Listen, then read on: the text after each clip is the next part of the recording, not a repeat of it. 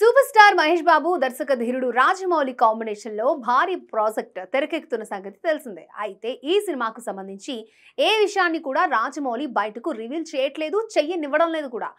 పూజా కార్యక్రమం జరిగింది, work shop జరుగుతోంది, షూటింగ్ స్టార్ట్ కాబోతోంది, ప్రియాంక చోప్రాని తీసుకున్నారు. ఇలా ఎన్ని రకాల వార్తలు వస్తున్నా సరే వాటిపై రెస్పాండ్ అవడం లేదు. ఎలాంటి చడి చప్పుడు లేకుండా తన పని తాను చేసుకుంటూ పోతున్నాడు జక్కన్న.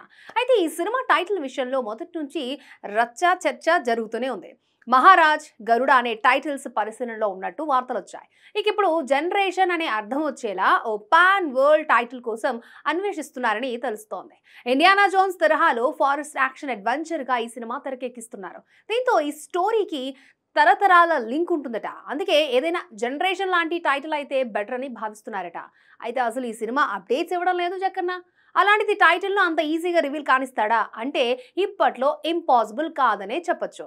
ఇప్పటి వరకు ఎలాంటి ప్రచారం జరిగినా సరే స్వయంగా డైరెక్టర్ రాజమౌళి చెప్తే గానీ ఓ క్లారిటీ రాదు. కానీ ఈ సినిమా కోసం యావత్ ప్రపంచం ఎదురు చూస్తోంది. అందుకు తగ్గట్టుగానే ఈసారి హాలీవుడ్ షేక్ అయ్యే రేంజ్ లో 1000 కోట్లతో ప్లాన్ చేస్తున్నాడు రాజమౌళి. అన్నట్టు ఈ cinema first schedule shooting Kenya అడవుల్లో ప్లాన్ చేస్తున్నారట.